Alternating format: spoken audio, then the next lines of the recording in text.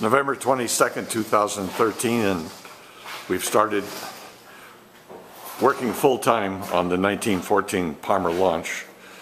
RJ and I did a leak test a couple of days ago, the last warm day, I think it was probably Tuesday, and filled the inside with water. And we found that virtually every seam below the waterline had failed.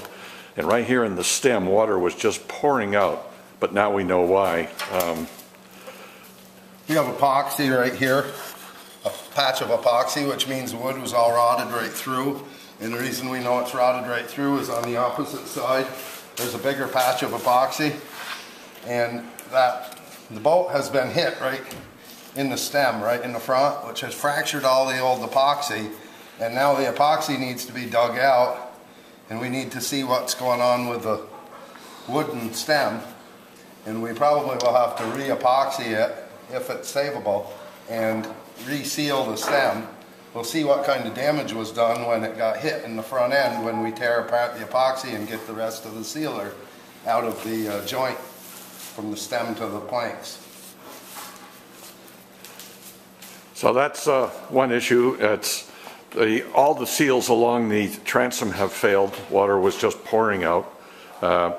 John started stripping the top coat paint off this morning, and what we've learned is, except for a patched board where mahogany was used, this hull is cedar.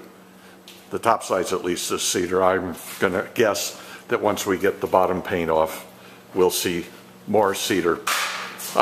Another really major issue,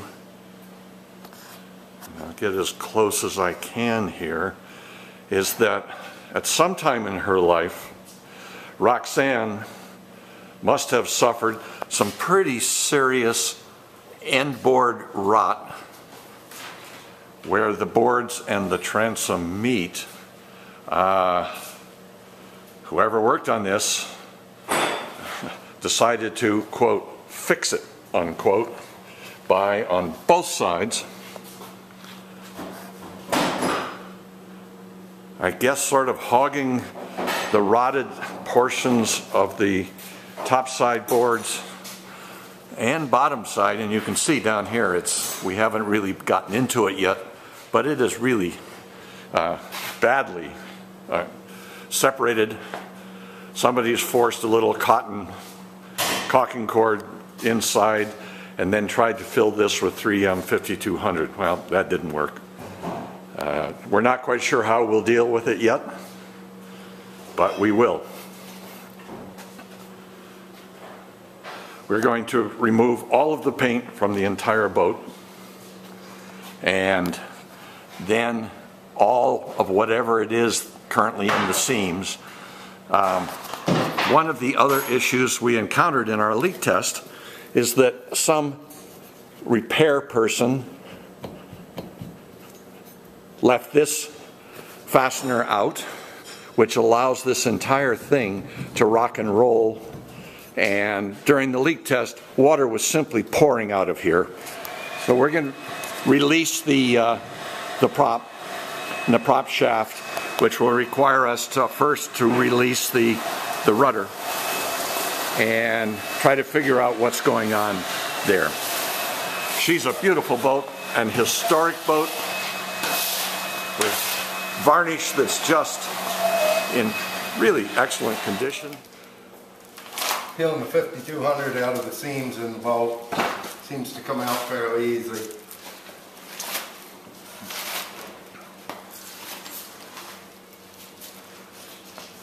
So in fact, it wasn't really adhering to the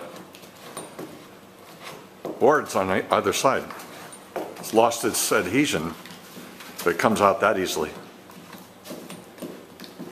John, do you see any evidence of cotton or any other? Nothing in these seams. There's nothing in the seams. No, just it no, was. them are right through. There's no cotton in them.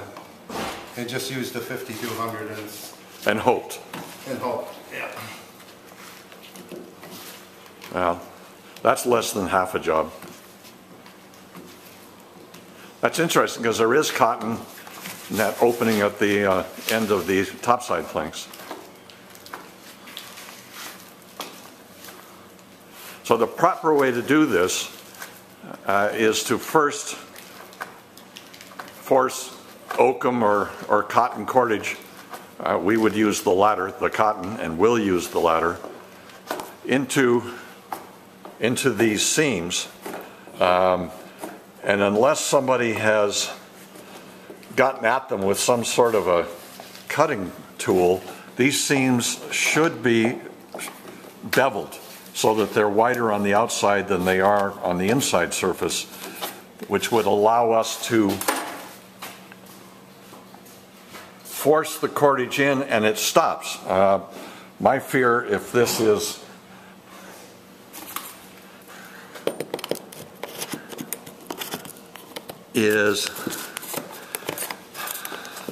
if these are just butt seams, and they appear to be, it's no wider, no narrower on the inside than it is on the outside.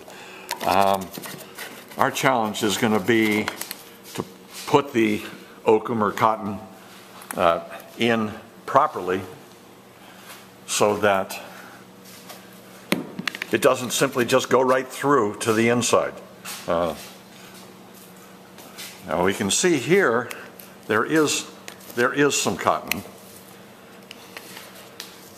and you can see that the cotton's also soaking wet.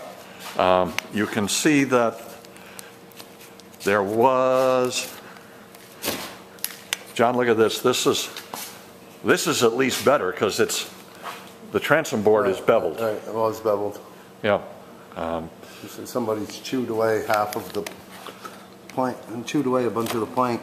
Yeah, all the way around because it's that way below. Really wide. Yeah.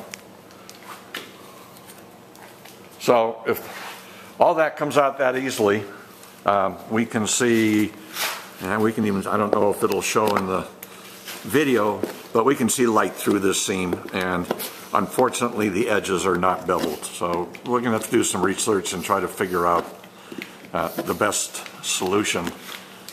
I hate to do it, but it may involve John putting battens along the inside of every one of these seams so that we have something to seal against. 'Cause they don't appear beveled to you, do they? No, they don't.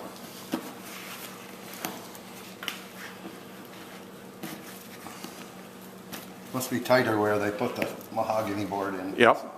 This is the mahogany replacement board right here. You can see this dramatically different from the others. But we'll keep working. We're going to get all the paint off from the entire boat and then try to make some decisions.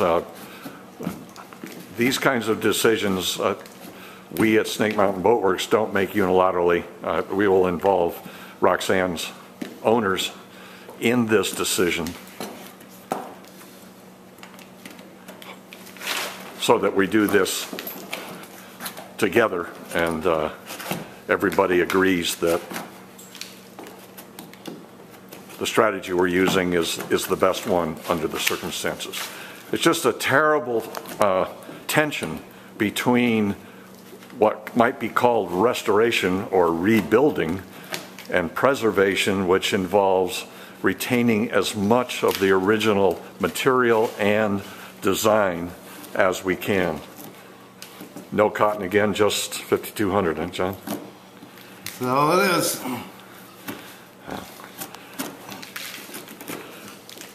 Well, we'll keep working. The weekend is upon us, but my guess is we'll be in here with Roxanne. Talk to you soon.